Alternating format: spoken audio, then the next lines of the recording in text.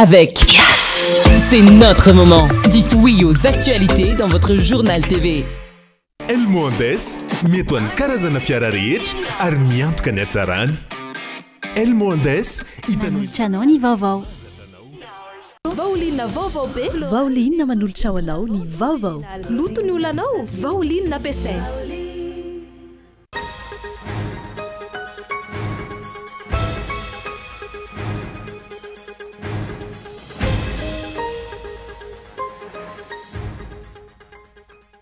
Iray volana andro any no nidinan'ny Andrajoelina teny Ambomanambolo.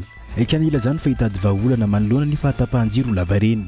Iray volana aty aoriany tsy mbola nisy vahaolana mivaingana sy maharitra izany, ary mbola mitohy sy vao maika mahazo vana ny fahatapahan'ny herinaratra eto Antananarivo renivohitra sy ny manodidina. Nolanin'ireo sobavamboaka miisa 20 ambizato tamin'ireo 30 ambizato sy nasimpantsiny teny anivon'ny lapam-panjakana Tsimbazaza Omaly Arivo. Ny volavolan-dalàna amin'ny fenitetim-bolam-panjakana ho an'ny taona 2024. Nafana ny adievitra teo amin'ireo sobavamboaka avy amin'ny mpanohitra sy ny mpanohana sy ny avy amin'ny ministera izay nisolotena ny fanjakana.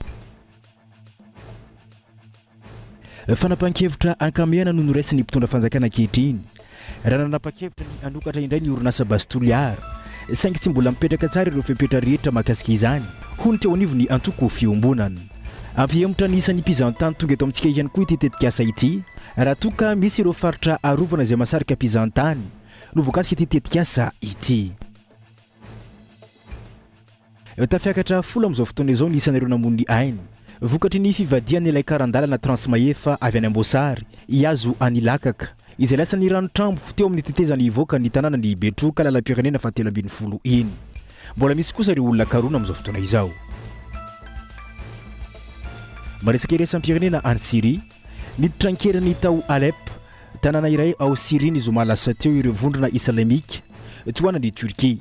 Vokany lasa n'izy ireo ankeriny ka eo ambany fiahihany amin'izao fotoana izao ireo tanàna miisa 5 amin'ity tanàna ity. Ankoatra izay tsy mitsahatra ny mandaroka bomba ny tanàna ny Alep ihany koa amin'izao fotoana izao ireo fiaramanidina Rosiana sy Iraniana izay manohana ny tafika Siriana tarihiny Bashar al-Assad. Vokany olona mahery ny 40 amin'izao fotoana izao no namon'ny ainy raha ny fampitambavao avy any antoerana. Ny andinindinireo avy hatrany ary arahinao afaka fotoana fohy.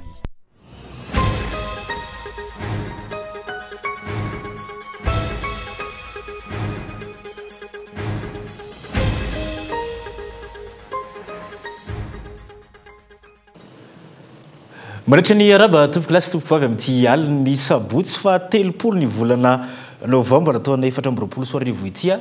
Ity ihany koa no mamarana tanteraka ity volana Novambra ity. Raha pitsika dia efa miditra ao anatin'ny volana vaovao indray. Ny anomboantsika ny fampalalam-baovao amin'izao alina izao tompoky lasy tompoky vavy ny mahatonga tsoratra avy hatrany. Iray volana andro any no nidinan'ny Andrajoelina teny Ambomanambola ka nilazany fa hitady vahaolana manoloana ny fahatapahan'ny herinaratra lavareny. Iray volana tia aoriana tsy mbola misy vahaolana mivaingana sy maharitra ary mbola mitohy sy vao maika mahazo vahana izany fahatapahan'ny herinaratra izany ho an'ny eto Antananarivo renivohitra sy any amin'ny manodidina. Ny mahatonga tsoratra avy hatrany. Tapitra androany ny volana Novambra ary hiditra ny volana Desambra sika rampitso. Fa iray volana androany ihany koa no nidinan'ny Andrajoelina teny Ambomanambola ka nilazana fa hitadiavana vahaolana amin'ny fahatapahan-jiro lavareny eto amintsika eto Antananarivo renivohitra sy ny manodidina. Tsy sinema ve nibetsaka tamin'ireny fidirana ifotony ireny? Tsy hoe fety annonce sy fampanantenana fotsiny ihany ve no natao ampitonin'ny mpanjifa satria ny arana hita fa efa nianafana ny fidinana andalambe sy ny sakandalana vokatry ny telestage tamin'ireny fotoana ireny. Iray volana teo ireny sika izao. Foana ve ny telestage ary voavaha ola ny jirama. Ny hita aloha dia iray andro tao ireny ny fidinana ifotony natao teny Ambomanambola dia niverina indray ny fahatapahana. Ny arivan'iny ihany aza dia fa namoaka planina fahatapahana ny jirama. Ny fahatapahan-jiro izay mbola mitohy ary miamafy indray amin'izao fotoana. Raha nanambara ny fitsarana momba ny kaonty nandritra ny tatitra mpahibe maso nataony Omaly natratra 540 miliara ariary nitrosany orinasa jirama.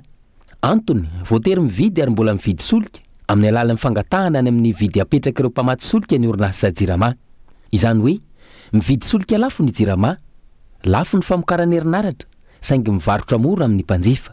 Fanampin'izay mihena ary kely noho ny solika vidin'ny orinasa jirama ny solika tonga eny amin'ny orinasa. Izany hoe mivily ary misy maka eny an-dalana. ny fitsarana momba ny compte izay nanamafy fa tsy manana fahefana amin'izay mety ho fanasaziana mikasika izany. Ny tsy tokony ho adino, orinasa mpanjakana tahaka ny Hery-Maty ny orinasa Jirama, ka raha tsy mandeha ny orinasa tsy mahomby Andry Rajoelina sy ny Prime Ministre Ntsay Christian. Anakonana izay tsy fahombiazan'izay, ahiliky ny mpitondra ny amin'ny tompon'andraikitry ny Jirama ny rehatra. Endriky ny tsy fahaiza mitantana sy ny tsy fitseny politika mazava avokoa izany rehetra izany. Mandeha ny goragora sy ny gaboraraka, tsy ampy ny fanaraha-maso sy ny fanasaziana, ary samy manao izay hinanany ireo nomena fahefana. Raha nisy ihany koa ny politika mazava sy ny fahaizana mitsinjo lavitra, tsy nijanona ho resaka fampanantenana fotsiny ihany, ilay filazana tany amin'ny fampielezan-kevitra ny taona 2024 fa ampina 770 megawatt ny herinaratra eto Madagasikara. Raha nirosoana ny fanamboarana ny Sahofika sy Volobe, tsy efananana herinaratra ampy-hotsinjaraina manoloana ny fitombon'ny mponina amin'izao taona 2024 izao ve isika? Tsy efa mba niena ve ny fanampiana arabola ny orinasa Jirama na nitombo ny herinaratra vokarina sy hotsinjaraina amin'ny mpanjifa, ka tsy nisy izao olana mitranga rehetra izao. Mpitondra manana fomba fijery sy mahay mitsinjo lavitra no afaka miroso tamin'izany, fa tsy ny mpitondra amin'izao fotoana. Amin'ny mpitondra ankehitriny, ny fahaizana mitsinjo lavitra dia ny fanampiana isa ny mpitandro filaminana, ka atao tsinotsinona ny sehatry ny fanabeazana, ny fametrahana ireo karazana fialamboly samihafa, amaly faliana ny mponina, ka hodiana tsita ny fiakaran'ny vidim-piainana sy ny fahoriany ny vahoaka malagasy. Fa nolaniny ireo somavamboaka miisa 20 ambizato amin'ny ireo somavamboaka 13 ambizato eo anivony andeha ny miara-piakanina tsy nasimpanitsina indray teny amin'ny lapam-panjakana Tsimbazaza ny volavolan-dalàna amin'ny fenitetim-polam-panjakana ho an'ny taona 2025 na ny LFI 2025 omaly ariva. Nafana ny adiefitra teo amin'ny ireo somavamboaka avy amin'ny mpandrohatra sy ny fomba ny fitondrana sy ny avy amin'ny ministera izay nisolo ny fanjakana tanitra izany fotoana izany. Lany tsy nasipantsina teny anivony anteny miara-pirenena omaly ny volavolan-dalàna amin'ny feny fitantanam-bolam-panjakana ho an'ny taona 2024 rehefa nandalo asa ambomera nandritry ny roandro mahery. Solombavambahoaka 20 ambizato amin'ny ireo 13 ambizato no nandany ity volavolan-dalàna ity rehefa nolanina teny anivony anteny miara-pirenena. Niteraka tsy fankazona teo amin'ny ireo solombavambahoaka mpanohitra sy ny mpanohana ny fanjakana ny saika tsy nisy ny ady hevitra mikasika ity volavolan-dalàna ity. Laza kosa kilany solombavambahoaka avy amin'ny fanoherana sy ny tsy miankina fa tsy mifanandrify amin'ny famahana ny olam-bahoaka ny voarakitra ao anatin'ny LFI 2025 ity ary maro ireo teboka mila hitsy ao anatin'izany. Raha ny vola natokana manana misy tena doublé ny relatif zany fa ny zava-misy no okahiangatsika. Voalohany indrindra mahakasika ny énergie nampiakatra nareo any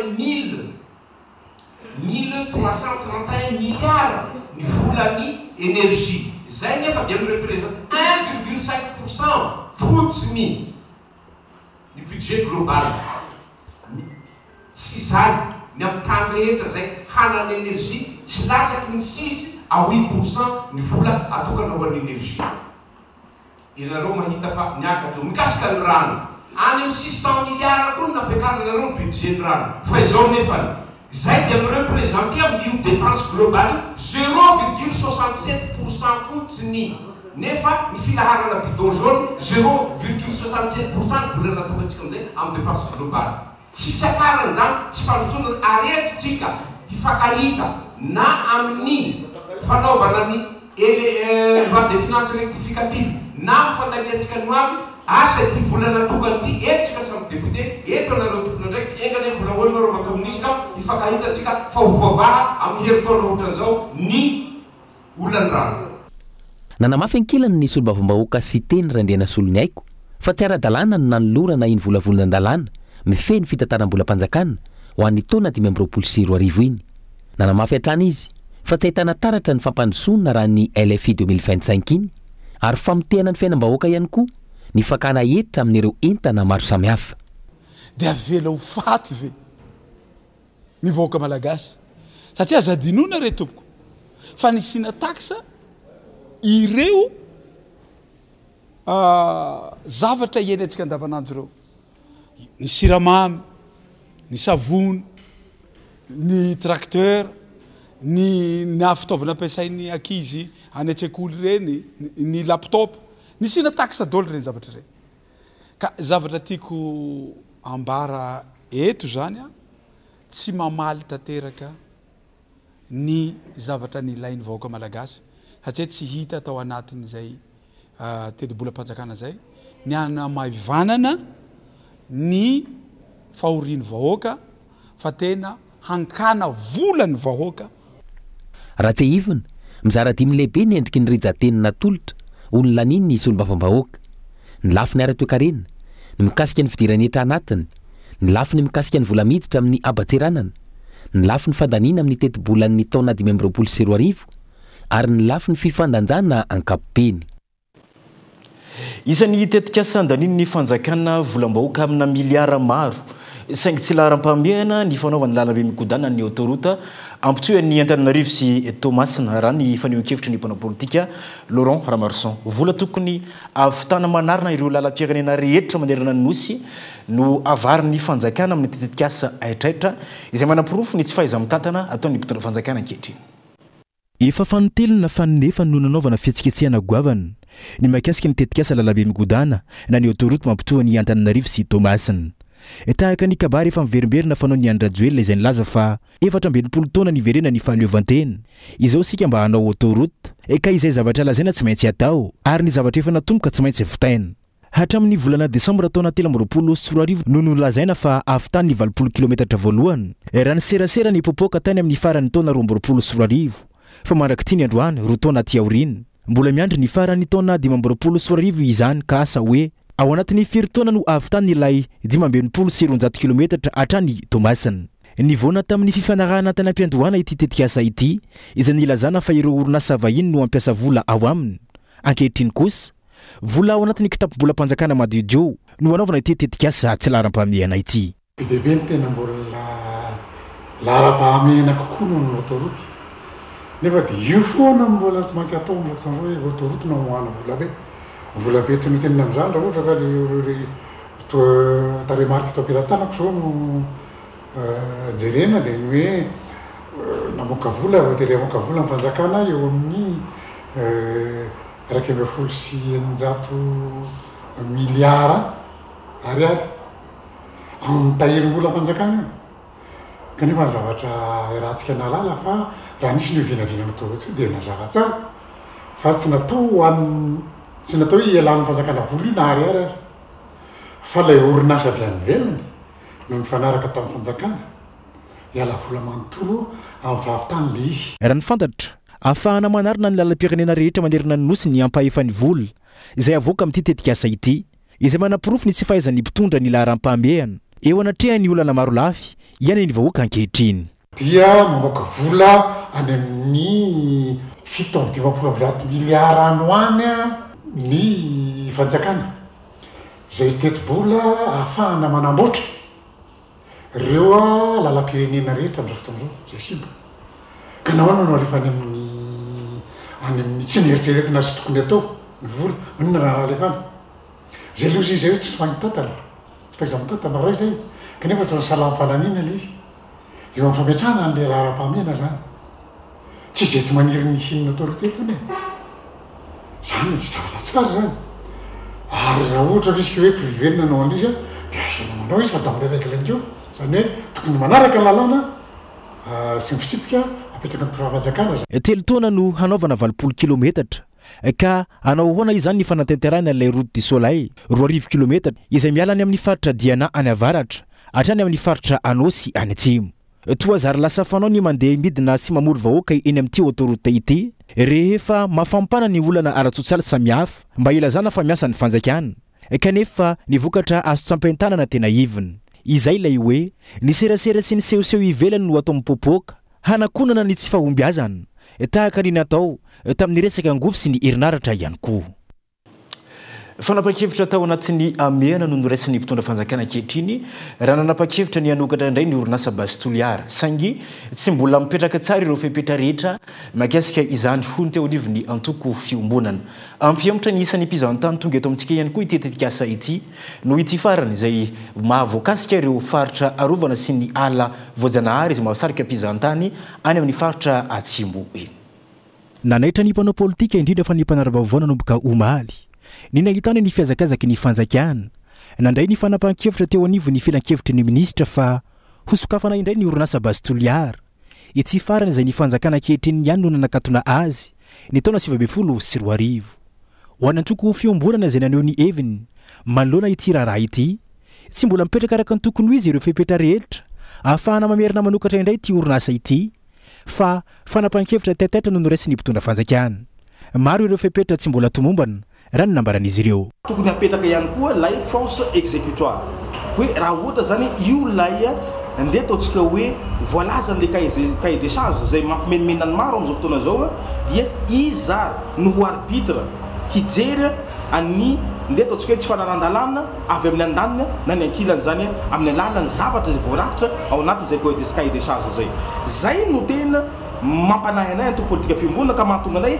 réticent amin'ilay décision findapandrakana zany ho fanokafana anay mandeha ny fanavaozana ny fiaraha-miasa eo amin'ny findapandrakana malagasy sy ny tetikasa base toliara les contextes maninona no anatin'izao période électorale zao no nivoaka tao anatin'izay conseil des ministres zay lay fanavaozana ny fiaraha-miasa zany etsaivina fa isanina nohitra mafy ny sokafantiako nasa base toliara ity nandritra ny etsika nisy bavamboaka telo amin'ny fitopolo tamin'izany fotoana izany nisy bavamboaka ny toliara voalohany ankehitriny Tinoka Roberto akory ny aterana fa ity indray no tsy arinesam-peo ary minimangina makasika ity raharaha ity amin'izao fotoana izao mifanohitra amin'ny vina apetraka ny mpitondra fanjakana ankehitriny ihany koa ny fanapahan-kevitra izay raisin'izy ireo amin'izao fotoana izao makasika ny seritry ny fizantany raha toka misy ireo alarovana izay voakasika ity tetikasa ity azadino fa ny fitondram-panjakana dia nametsaka tanjona hoe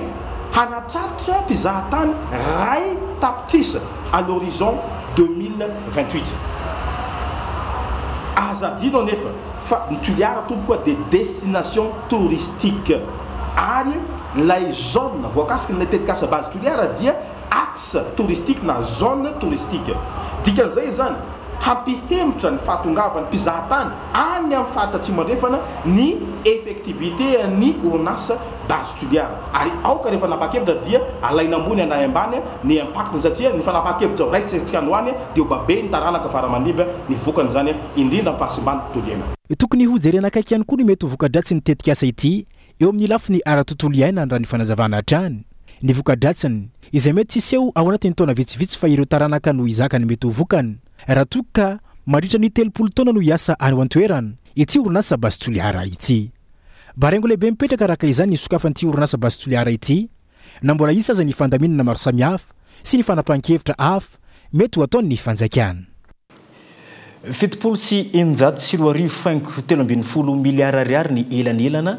eo amin'ny vola miditra sy mivoaka tsikatry ny fitsarana momba ny compte na ny cour de compte tamin'ny fitsirena izay nataon'izy ireo tamin'ny teti-bolam-panjakana ho an'ny taona 20 io elanelana io no ambony indrindra raha ny fanazavana ankoatra izay manodidina ny 9.9 faingo 3 miliara ariary ny vola tsy maintsy navery ny fanjakana malagasy any amin'ny mpamatsy vola noho ny tsy fanajana ireo fepetra ny fanarahana ny alaka 900 araka ny fitsiriana sy ny fanaraha-maso ny fanatanterana ny teti-bolam-panjakana ataona 20 nataon'ny fitsarana momba ny konty tsikatra fa miaratsy ny fifandanjany ny teti-bola io taona io hita fa ambony indrindra ny elanela ny vola miditra sy mivoaka raha ohatrina tamin'ireo 10 taona afara ny hiaran'ny fanazavana izay mitetina 7 sy 9.2 faingo 13 miliara ariary tsy mitsahatra mitombo ihany koa fa nitrosan'ny fanjakana malagasy izay efa mahatratra 7.3 isanjato ny arikarena vaobe fanatana fiakarana trano ny fandaniana mihoatra no misorabola na natao hoe dépassement de crédit mitetina 700 miliara ariary izany tamin'ny taona 20 raha 23 miliara ariary tamin'ny taona 20 izany hoe niakatra 20 isanjato izany dia azo lazaina mariky ny sy fahatomombanana eo amin'ny vinavina ny iposam-panjakana indray izao no jeretsika tsy mitsamitona iposam-panjakana satria nahatratra 700 sy 3 sy ray alina miliara ariary izany tamin'ny taona 20 izany hoe niakatra 7 isanjato raha oharina tamin'ny taona 20 io tapiakarana io no ambondrindra ka anatin'ny fepitaona 20 ka hatramin'ny 20 ankoatr'izay io posam-panjakana io dia manatsara ny fitramoteko isanjato ny arikarena vaobe ny Ny taona 2024 vola maro no navetry ny fanjakana malagasy tamin'ny jeux mpamajovola noho ny tsy fampiasana ara-potoana ny vola tamin'ny tetikasa voalaza ampiasana izany. Toy ihany koa ny famerenam-bola noho ny fandaniana tsy mifanaraka amin'ny tetikasa izay mitentina 1.7 miliara ariary. Ny fisiny volana verina tao anatin'ny fanatanterahana tetikasa na ny atao hoe retour de fond. Misy ny naverina satria tsy natao sy nampiasana azy nandritra fotoana tetikasa ny tetina 4 miliara ariary izany. Misy ampotsy tsy maintsy naverina satria tsy mifanaraka amin'ny fandaniana voafaritra tetikasa nampiasana azy izay mitetina 150 ariary izany. Ireo vola ireo dia mahakasika indrindra ny tetikasa iarahana amin'ny banky tsy mbola nisy kosa ny fitsirihana ny fanatanterahana ny teti-bola-panjakana taona 2024 noho nisy tsy mbola naharesa nisy fitsarana momba ny konty ny lalàna fandravonana momba izany. Vina iraisana amin'ny fampandrosoana ny tanàna ny Antananarivo renivohitra no antony anaovana ny antoko malagasy miaramianga ny candidat ben'ny tanàna eto anivon'ny commune Antananarivo renivohitra Taina Razafinjoelina mijoro amin'ny foto-kevitra izay nijoroany hatrany ny antoko malagasy miaramianga nateo aza ny fisarahan'ireo antoko avy amin'ny fanoerana milarina efisomatrany. Isan'ireo antoko miaradisy manohana ny candidat ben'ny tanàna ny commune Antananarivo renivohitra Taina Razafinjoelina ny avy amin'ny antoko MMM na ny malagasy miaramiangy. Misy ny vina iraisana amin'ny fampandrosoana ny tanàna Antananarivo antony fiainanovana izany fanohanana izany raha ny fanazavana. Tadiditsika tsara tamin'ny herintaona lasa ohatr'izao miara-dalana ny antoko malagasy miaramianga sy ny antoko tia-tandrazana sy nisy antoko maro be hafa ihany koa niaraka ny taky ny rariny sy ny fanarahan-dalàna teto Madagasikara. Tsapanay androany fa mbola tsy tapitra le fitakiana zay ary mbola misy zavatra tsy mandeha araka ny tokony ho izy eto amin'ny firenena dia zay antony lehibe anankiray mahatonga anay miaraka sy manohana ny candidat Taina Razafinjoelina amin'ny fifidianana ben'ny tanàna Antananarivo. Fa ankoatran'izay antony politika izay ihany koa dia misy vina izay ifampizarana sy vina hevitra dia eo amin'ilay hoe aloha ny voalohany ny asa maharitra ho Antananarivo satria samy resy lahatra izay fa raha te handroso isika dia mila mijery alohan'izay lafiny maha-olona izay ka ny fomba tsara sy mety indrindra hitadiavana an'izay hitsinjovana an'izay maha-olona izay dia ny lafiny asa ka raha tiantsika hiatsara ny fiainan'ny vahoaka Antananarivo dia eo amin'izay lafiny ny asa zay aloha no ataonay fa mila tokony jerevantsika voalohany. Nahitana fizarana ny avy amin'ireo antoko mpanohatra sangy nijoro amin'ny foto-kevitra izay nijoroany hatrany ny antoko malagasy miaramiangy. Io samy manana ny fomba fijeriny ho anay manokana ho anay malagasy miaramianga manokana ny zavatra fantatray dia izay manohitra ny fitondrana Andry Rajoelina manohitra ny zavatra tsy mety ataon'ny fitondrana Andry Rajoelina izay ihany tsy ampiana tsy analana sanatria ny vavana diny lela hoe fanoerana hitadiavana tombontsoa manokana na tombontsoan'olo tokana fa fanoerana ny zavatra tsy mety ny zavatra mandeha eto amin'ny firenena izay ihany. Androany anisy ny diabe izay nataon'ireo ampiaradia amin'ny candidat ben'ny tanàna ny commune Antananarivo renivohitra Taina Razafinjoelina laharana faharoa ao anatin'ny bulletin tokana izay niala teny ankady fotsy hatrany Manjakaray.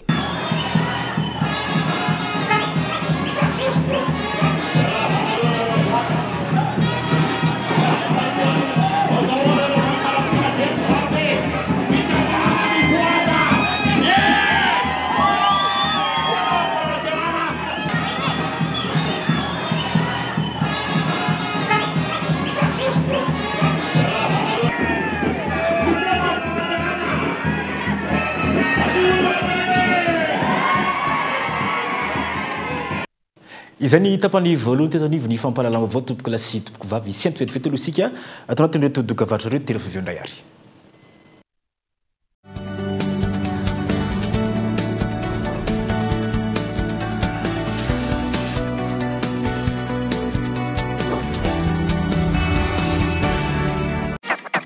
Tena mbola hafa ihany ny fiara vita loko tsara miverina ny hatsarany ary vao mainka amin'ny bikery Elmondes kalitao égyptienne manaraka ny fenitra iraisam-pirenena loko mangirana sady mateza mahazaka ny fiovan'ny toetrandro Elmondes mety ho an'ny karazana fiara rehetra ary miantoka ny hatsarany Elmondes hitanao eny mpivarotra rehetra mahazatra anao.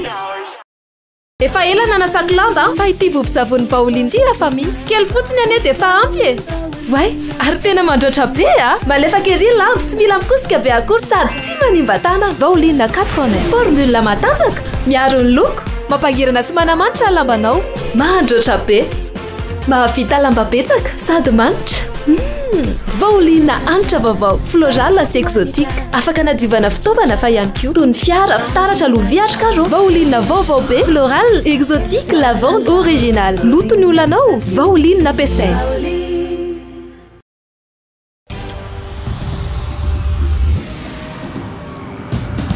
Tsika miara-miketrika ilay ho avy mamiratra.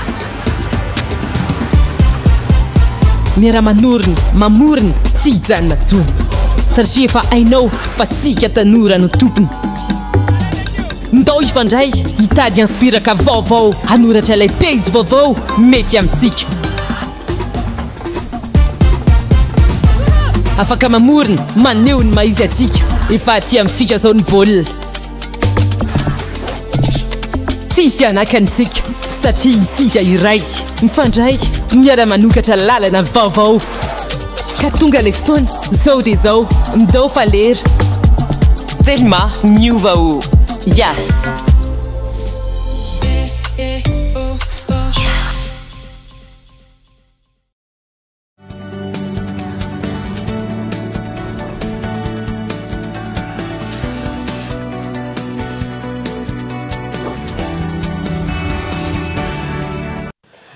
Taverny taonivy ny fampalalamba vao tapany faharotsika tompoklasy tokovavy dia mbola anenganana ohatrany naraka izany hatramin'ny farany. Tsy manaiky hatramin'ny farany anotofana ny tanimbarin'izy ireo amina hektara maro ireo ponina any amin'ny faritra laniera ambody fasina lalana tsara sotra ivato araka ny fivoriana nataon'ireo ponina tamin'ity androany ity. Ny tanimbarin'izy ireo izay mirefy 1,700 hektara izay voalaza fa tsy maintsy alaina sy hototofana aingana anamboarana ny fanjakana ilay tetikasa laka iarivo raha ny fitarainana voaray. Tadela midorso. Tany mirefy 1,700 hektara izay ivelomany ireo tantsaha manodidina ny valoaly tsy laniera ambody fasina. Lalana tsara sotra ivato amin'izao fotoana no kasain'ny fanjakana sy ireo vahiny ary ireo malagasy milaza ho akaiky ny fitondrana ho alaina-keriny hototofana hanamboarana ilay tetikasa hotoroto sy ilay tetikasa lakerivo raha ny fitarainany ireo ponina. Antony angatan'izy ireo ny tazona ny fanjakana ny tenomeny ary ampiarana ireo fenkevitra raisina amin'ireny atrikasa fanatsarana ny fananantany eto amintsika ireny. Hita daholo le tamin'ny 1963 zay tena mbola voajanay va voajarinay tokoa ny tany 10 taona eo ka hoana moa ny lazaina fa tsy manana zoan'io tany io zay. Tsika nampiasa an'izany directive volontaire foncier zany fanjakana lalàna iraisam-pirenena ary nakalazaina fa 10 taona zany. Raha ao anatin'izany directive volontaire foncier zany dia rehefa manajary ianao dia ampiny fanjakana ny tantsaha mindra zany amin'ny anarany. Ary manaraka koa nisy ny colloque national foncier nataontsika Tetsivato era amin'ny Madagasikara. Nitsokevitra mivoaka tamin'izany colloque national foncier zany efa lany andro ny décret ny AMVR. Obsolète moa ny terme nitenena anazy tamin'izany. Fa hosolona manaraka toetrandro dia omena ny tantsaha tany dia zay zao eto dia miandry an'izany tsy mifanaraka an'izany nefa nita fa fanako tabana tena miroro zay Iteraka voka-dratsy ho an'Antananarivo sy ny manodidina ny fanotofana ity tanimbary mirefy 1,700 hektara eny laniera ity raha ny fanasafana trany. Io tanimbary mirefy 1,700 hektara eny laniera io izay mamokatra vary 500 taona eo isan-taona mamatsy an'Antananarivo sy ny manodidina. Ankoatra ny vary, misehatra amin'ny fiompiana trondro ihany koa ireo ponina eny an-toerana. Zany tantsaha zany re olona tsy mahay velona fa tsy amin'ny tany. Ka rehefa io tany io foananao eo am-pelantanany dia efa namany mamono teny izy zany. Ohatra ny ragidro any anaty ala vonotsika tapahantsika ny ala tsy manana fiainana intsony izy. Ka eto koa na ny biby misy bibidia ary arovana dia ny olona ndray ve nojinjaina. Ka indraindray ohatry ny hoe atao anjorom-bala ny tantsaha efa nampiakatra ny raharaha iny anivo ny tribonaly amin'izao fotoana ny fikambanana Union Laniera mamokatra izay ivondronany ireo tompon-tany rehetra iny Laniera. Ireto falany izay manao antsoavo amin'ny fitondram-panjakana tsy mbola iroso amin'ny fanotofana ny tany raha tsy mivoaka ny didy eo anivo ny tribonaly. Tafiakatra folo amin'izao fotoana izao ireo namon'ny ainy vokatry ny fivadian'ilay karandalana transmaefa avy an'ny Ambosary azo an'ny lakaka izay niseho lasany ranotrambo teo amin'ny tetezana ivoaka ny tanàna ny Betroka lalam-pirenena fa telo ambin'ny folo iny ny alakamisy lasa teo. Mbola misy olona karona kosa amin'izao fotoana izao. Dandela minako soatra. Vokatry ny fivadiany ilay karandalany transmaefa izay lasany ranotrambo ny alakamisy lasa teo amin'ny tetezana mivoaka ny tanàna ny Betroka. Tafiakatra folo amin'izao fotoana nisan'ireo olona namon'ny ainy raha mbola misy kosa ireo tsy hita ka mbola karoina amin'izao fotoana. Ireo velonaina nandritry ny loza iny izay nitodohany lakak'androany raha mbola miandry fandaminana kosa ny fitaterana ireo razana ny tanindrazany. Tsy aivina, tsy vao izao no nahitana fivadiana fiara fitateram-bahoaka tahaka izao tao Betroka. Antony antsony ireo mponina ny fitondram-panjakana hijery akaiky ny fanamboarana ity lalam-pirenena fa 30 mampitohy any Betroka sy lakaka ity.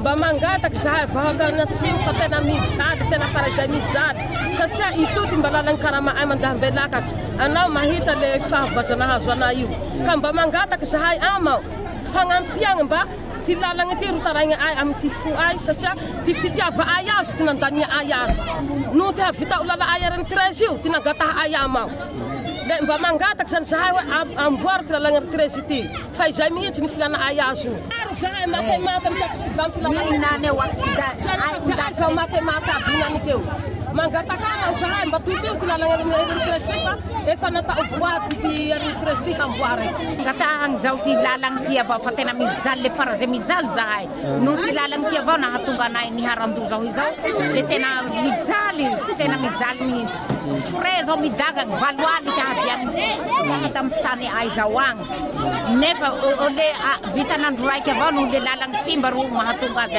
andoavalaty. Tsy aivina, iray amin'ireo fampanantenana nomeny Rajoelina ireo mponina ao Atsimonosy efa taona lasa izay ny fanamboarana ny lalam-pirenena fa 30. Saingy hatramin'izao raha ny eo Betroka sy Osy aza mbola tsy vita ny fanamboarana raha ny fitarainana trany.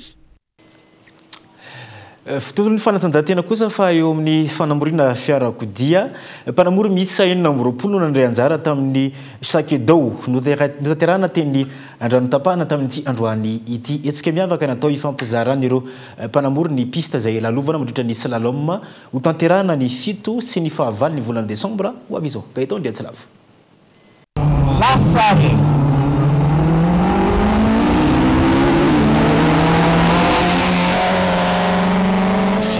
Nafana nietsika ny arana tamin'ireo mpanamory sy mpakafy sport automobile tao anatin'ilay Sakedao no tanterahana teny andranotapahana tamin'ity androany ity. Vao voalohany no nisy etsika tahaka izany no karakaraina mialohan'ny herisona amin'ny Last Race 2024 ho an'ny slalom. Le Sakedao zany race notriny hoe essai ho an'ireo automobile izay andray anjara amin'ny heriny. Zany hoe zao izy zany dia efa manana avant-goût amin'le piste. Ireo concurrent milalao eo reo zany dia concurrent milalao amin'ny heriny daholo ihany. Zany hoe genre fitestena le piste zany androany dia efa afaka mitsapa temps ihany koa moa zany zareo satria efa misy temps eo. L'événement ohatr'izao ihany le amin'ny heriny fa plus mbola betsaka kokoa ny concurrent. Ny androany ny concurrent milalao eo amin'ny vingtaine eo fa ny amin'ny heriny eo amin'ny quarantaine eo zany. Noferana ho efapolo ny isan'ireo mpandray anjara ary mbola misokatra ny fisoratana anarana ho an'ireo izay mbola mavitrika anatin'izany. Mbola mitotikotra ny filarana nefa mila fantatsika ihany hoe limité à 40 voitures tsika ny fisoratana anarana mbola mitohy ka hatramin'ny jeudi heriny zany dia ka hatramin'ny jeudi heriny mbola afaka misoratra anarana foana efa eo amin'ny 34 eo tsika amin'izao 6 voitures sisa zany dia feno le 40 dia zany hoe sûrement feno izy zany mandrapatonga ny amin'izay jeudi izay dia efa elana atsimo meloha amin'izay tsy tafiditra. Tsy aivina hatrany ny fahafito sy ny fahavalon'ny volana Desambra ho avy izao no anatanterahana ny Last Race 2024 slalom. Iny andranotapahana hatrany no anatanterahana ny etsika amin'ireo daty ireo.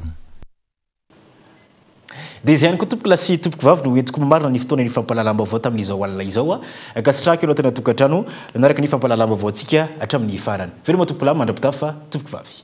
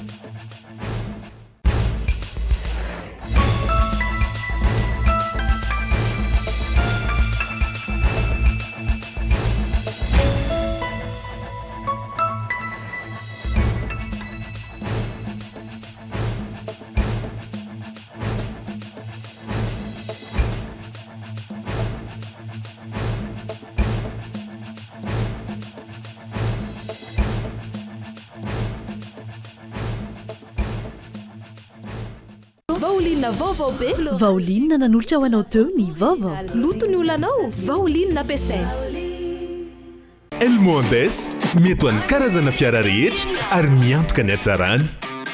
El Mondes il a présenté ny vaovao avec Yes. C'est notre moment. Dites oui aux actualités dans votre journal TV.